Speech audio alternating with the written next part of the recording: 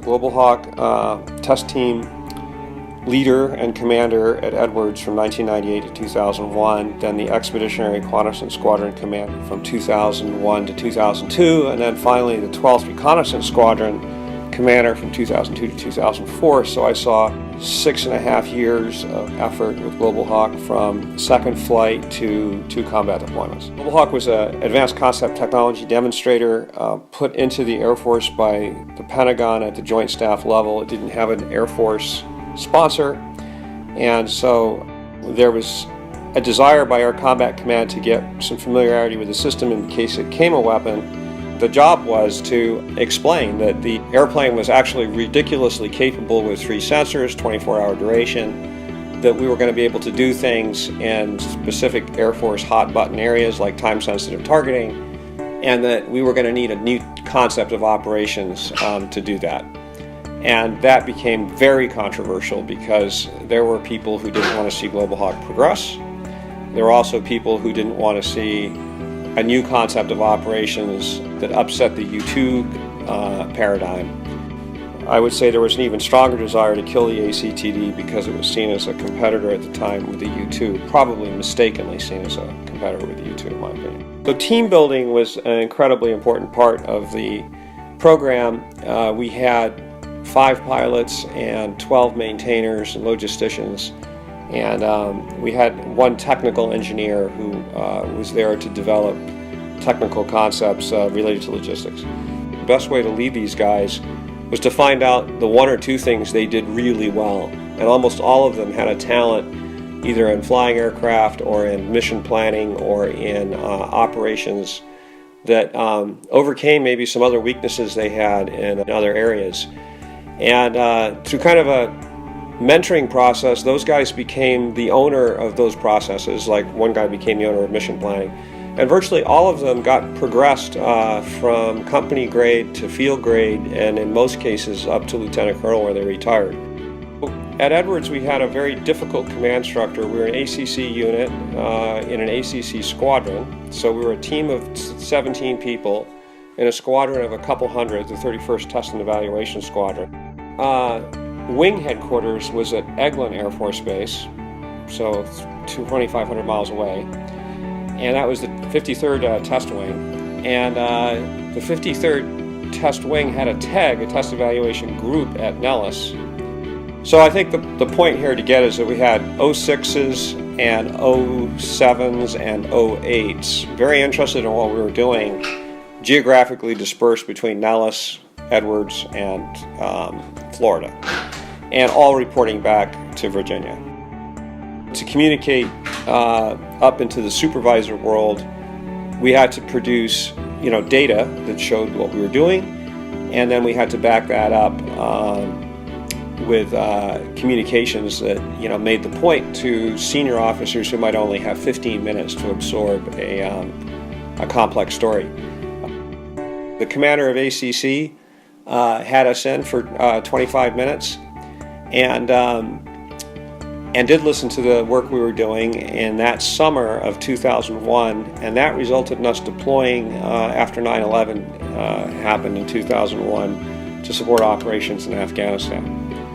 Leading up into the supervisory chain was made challenging by the fact that we had colonels on the staff in the Pentagon calling down directly to my 06 level and then into our squadron commander level with some really negative comments about what we were doing, because they didn't want to see Global Hawk move forward from a programmatic or a political space within the Air Force. When you're working with an intelligence platform and you come from a fighter background, as I did, you do have insight into how people use intelligence. And at the time, the biggest challenge in the Air Force was, in the war on terrorism, is striking very, very small targets that move very quickly. So time-sensitive targeting, as it was called back in the late 90s and the early aughts, was a hot-button issue in Air Combat Command and within the military generally. Global Hawk actually was really good at this, and we proved this in a deployment to Australia. And What we took away from that Australia piece was that Global Hawk had to integrate laterally. And within the Air Force and in the joint structure, this meant working with the Combined Air Ops Center, the CAOC. And it meant understanding who the consumers of our information were and understanding how they needed it so that we could get it to them at the right place, at the right time, and so that it would be useful, because time-sensitive information an hour late is no good. Quick story of failure. We imaged bin Laden's team, probably 80% sure, evacuating out of Tora Bora in December of 2001. And we called the Combined Air Ops Center and said, hey, we've got people on the move and it looks like it's our highest value target. We had an intelligence exploitation cell located with us that was able to make that determination. We were able to image in infrared these people leaving out of Tora Bora. Disappointingly, 3 weeks later, the Army called us with an urgent request for us to explain who those people were, by which time, obviously, they were long gone. Success story.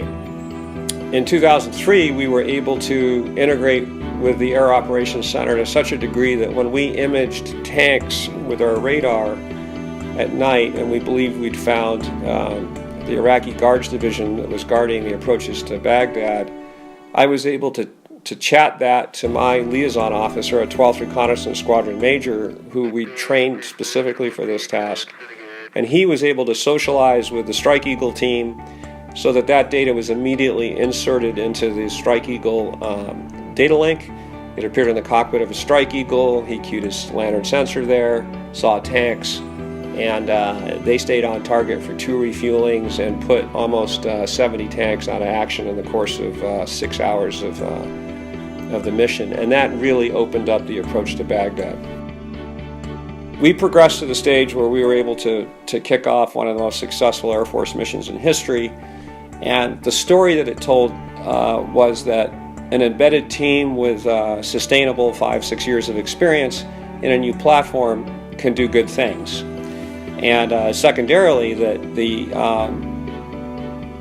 that embedded team had to swim a little bit upstream against the embedded Air Force process to say, hey, this is a new way of doing business. And that we had a general who understood this, and because of the success of our mission against the Iraqi Guards Division, the Secretary of the Air Force flew into Beale and took a briefing at my squadron, which is, to say the slightest, is very unusual.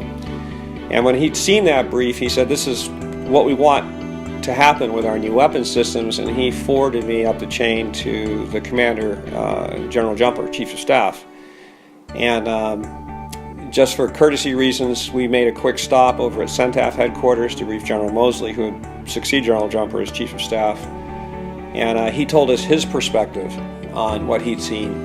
And then we went out to General Jumper and briefed him with just 2 other people present in his outer office.